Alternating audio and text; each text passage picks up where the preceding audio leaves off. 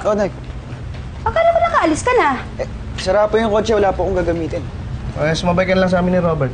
May project po ako, marami po kayong pupuntahan. Pwede ko bang hiramitin na lang yung sasakyan niyo? Ha? Anong gagamitin ko? Tayo, ang hirap ng walang kotse. Hindi ko pa po kabisado yung pupuntahan namin. Yan ang hirap sa'yo. Masyado ka umaasa dyan sa sasakyan mo eh. Ako nung bata ako, kailangan ko lumakad 5 kilometro para makapasok sa eskwelahan. Ha? Di ba sa may likod lang kayo ng eskwelahan nakatira? Hindi, sa ano yun? Sa Bulacan yung sinasabi ko. Tapos tumatawid pa ako ng ilog. Kaya kailangan maaga ako umalis. Dahil pag hindi, abutin ako ng high tide, hindi na ako makakapasok. Hoy, Pitoy. Hindi nag-high tide sa ilog. Hindi, malapit kami sa dagat. Tumataas din ang tubig doon. Ako nga, kailangan kong mag-tricycle, kailangan kong mag-jeep, mag-bus para makapasok sa trabaho. Araw-araw yun ang pinagdadaanan ko. Ikaw, nasiraan ka lang sa sasakyan, di mo na alam gagawin mo.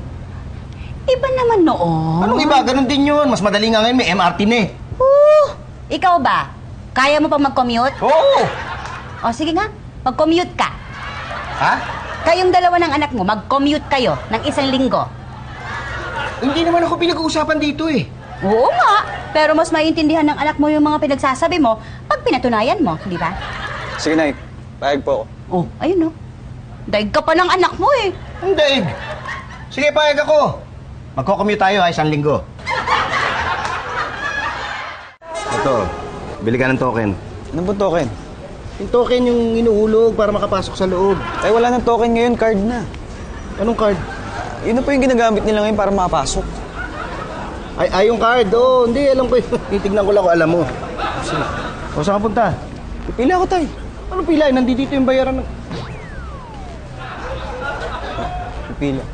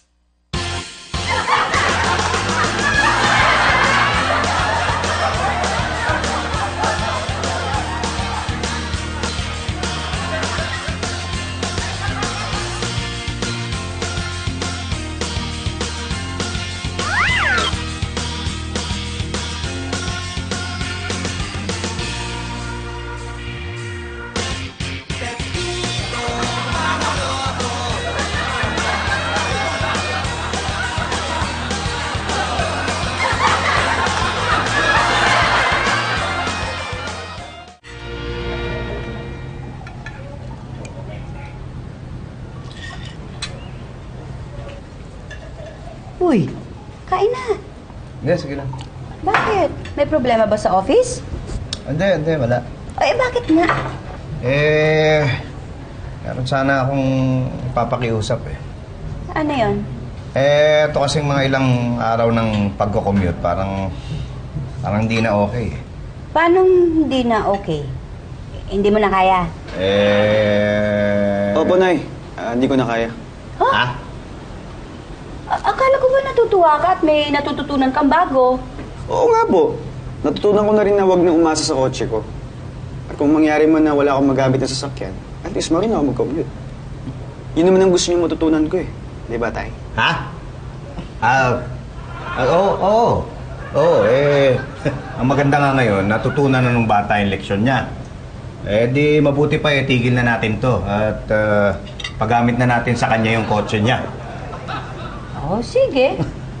Kala ko pa naman tong tatay mo unang susuko eh. Bakit kung ako? Eh, hindi ako papayag.